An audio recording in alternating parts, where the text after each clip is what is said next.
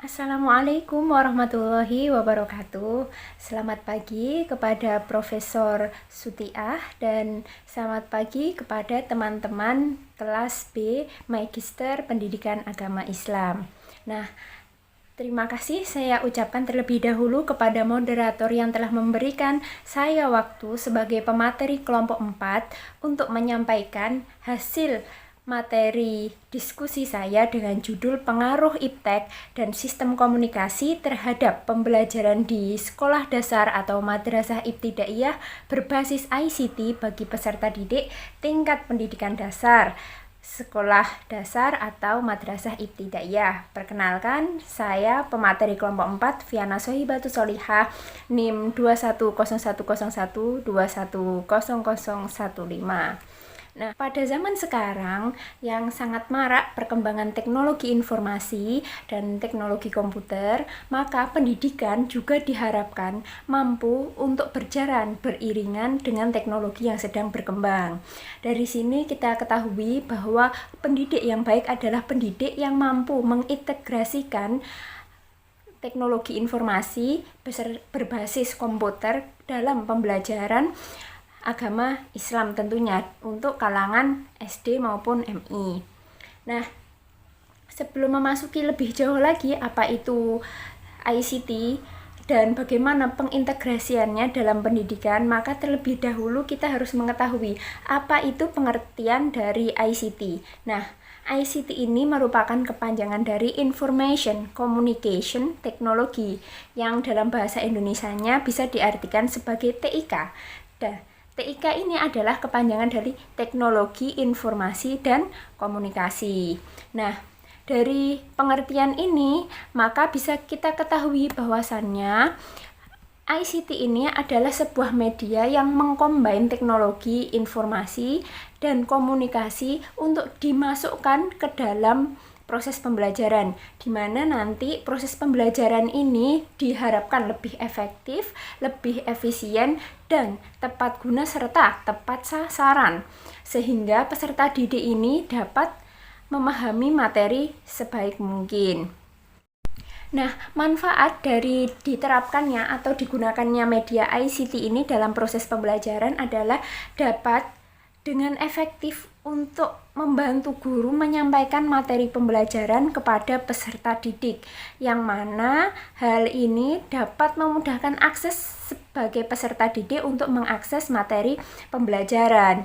Jadi, penggunaan media ICT ini tidak hanya bermanfaat bagi guru, tetapi juga bermanfaat bagi siswa. Selain guru itu dipermudah dalam menyampaikan informasi berupa materi pembelajaran, maka siswa juga diharapkan mendapatkan feedback yang baik tentang penggunaan ICT dalam pembelajaran. Nah, apabila penggunaan ICT ini semakin mempersulit siswa, maka guru tersebut sebelum menentukan media ICT yang akan digunakan terlebih dahulu harus melakukan survei lapangan, media apa yang cocok dan media apa yang sekiranya mempermudah penjelasan serta mudah diterima oleh peserta didik. Untuk contoh-contohnya apa saja yang termasuk bidang ICT ini? Yang pertama yaitu teknologi komputer. Yang kedua yaitu teknologi multimedia. Yang ketiga adalah teknologi telekomunikasi. Dan yang terakhir, keempat adalah teknologi jaringan komputer. Nah, teknologi komputer ini bisa berupa VCD, CD, flash disk, kartu memori, dan semacam alat perekam CD writer atau DVD writer. Nah, selain itu, keyboard, PC itu juga termasuk dalam teknologi komputer. Lalu macam kedua yakni teknologi multimedia. Yang termasuk teknologi multimedia adalah alat yang dapat digunakan untuk merekam kegiatan berbasis multimedia, contohnya seperti kamera dan alat perekam video. Kemudian teknologi telekomunikasi, dari namanya sudah jelas, telekomunikasi adalah alat atau media yang dapat digunakan untuk berkomunikasi dari satu orang dengan orang lainnya, contohnya seperti HP, telepon, maupun faksimiles. Nah, yang terakhir yakni teknologi jaringan komputer. Teknologi jaringan komputer ini yang dimaksud adalah seperti LAN, internet, wifi, terus web, email, HTML, dan aplikasi berbasis serupa. Nah, apabila pembelajaran diinputkan media berbasis ICT ini untuk anak-anak SD, apakah memiliki pengaruh baik? Tentu, setiap penggunaan media berbasis ICT akan memiliki dua pengaruh. Yang pertama yakni pengaruh baiknya atau keuntungan, dan yang kedua adalah pengaruh buruknya. Nah, mari kita membahas pengaruh baiknya terlebih dahulu. Yang pertama yaitu dapat meningkatkan minat belajar siswa. Yang kedua, dapat meningkatkan hasil belajar siswa. Yang ketiga, bisa mudah untuk belajar, tinggal klik. Jadi, peserta didik tidak perlu membolak-balik buku atau bahkan tidak perlu mencari-cari dalam kamus, sehingga pembelajaran itu bisa meminimalisir waktu yang digunakan. Yang keempat, yakni waktu belajar itu tuh sangat fleksibel. Kenapa? Karena media ICT ini sebagiannya ada yang diatur berdasarkan durasi tertentu, tetapi sebagiannya lagi juga terakses bebas atau fleksibel. Dan yang terakhir, yang kelima, yakni minat belajar siswa bergantung pada minat ajar guru yang menarik. Nah, apabila media ICT ini yang diberikan guru tidak menarik, maka bisa dipastikan bahwasannya minat belajar anak didik pun menjadi menurun. Kemudian yang kedua yaitu pengaruh buruk ICT. Pengaruh buruknya yang pertama yaitu menurunkan kompetensi siswa, karena cenderung siswa hanya menerima materi yang disampaikan oleh guru. Yang kedua, tidak ada jaminan keamanan data. Nah, karena ICT ini adalah yang berbasis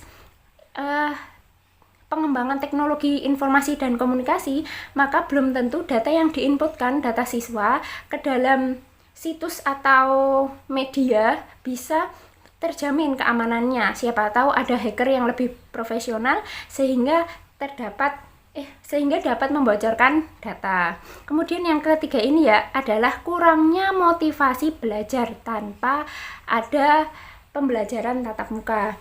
Nah, sebagian anak memiliki kecenderungan untuk belajar tatap muka dan sebagiannya lagi bisa belajar dengan cara online. Nah, untuk mengantisipasi adanya pengaruh buruk ini, kurangnya motivasi, maka guru harus selalu memantau bagaimana motivasi siswa melalui daring atau online agar pembelajaran daring ini atau penggunaan media ICT yang berbasis internet tetap bisa berjalan dengan lancar seperti halnya tatap muka. Yang keempat, yakni pendidikan mengharuskan tatap muka. Nah, seperti yang kita tahu bahwasannya pembelajaran yang baik adalah pembelajaran yang tatap muka antara pendidik dan peserta didik. Karena dengan tatap muka, maka ilmu dan sanatnya akan sampai. Berbeda dengan pembelajaran daring, yang mana pembelajaran daring ini tatap mukanya hanya sebatas virtual, bukan tatap muka secara nyata. Sehingga hal ini pun juga membawa pengaruh buruk dalam pembelajaran. Dan yang ketiga, yakni dibutuhkan biaya yang besar. Paling tidak untuk pembelajaran atau penggunaan media berbasis ICT ini dibutuhkan seperangkat PC ataupun komputer ataupun laptop, di mana alat ini adalah alat yang digunakan untuk mengakses. Tanpa alat dasar ini, ketiga-tiga ini, maka pembelajaran tidak dapat diakses oleh peserta didik. Sehingga apabila ada sekolah di pedalaman tersebut tidak bisa mengakses pembelajaran karena minimnya sarana prasarana, maka hal itu sangat disayangkan sekali. Karena secara tidak langsung sekolah ataupun pendidikan yang tidak dapat mengikuti perkembangan zaman, maka hal itu dapat membawa penurunan kualitas dan ketertinggalan zaman dalam hal pendidikan. Pendidikan yang baik adalah pendidikan yang bisa memposisikan dirinya untuk tepat guna dan tepat sasaran, sehingga output dan input yang diberikan dalam proses pembelajaran pun dapat diraih sebaik mungkin. Nah, dan yang terpenting adalah apabila pendidikan ini kalah dengan teknologi informasi, ataupun kata lainnya, apabila pendidikan ini tidak dapat menyaingi teknologi informasi, maka teknologi informasi akan lebih tinggi tatarannya daripada pendidikan, sehingga peserta didik akan lebih suka mengikuti perkembangan media informasi dan meninggalkan pembelajarannya. Itulah mengapa pendidikan perlu adanya penyatuan, pengintegrasian antara pendidikan dan perkembangan teknologi informasi. Dengan begitu, maka pembelajaran dapat diterapkan dengan baik bagi guru sebagai pendidik dan untuk siswa sebagai peserta didik. Terima kasih atas waktunya dan atas perhatian dari teman-teman. Mohon maaf apabila masih terdapat banyak kesalahan dan masih banyak kekurangan. Mohon dimaafkan. Apabila ada kritik saran akan sangat diterima karena untuk perbaikan penulisan maupun pemaparan materi ke depannya. Kepada moderator saya kembalikan waktunya. Terima kasih. Wassalamualaikum warahmatullahi wabarakatuh.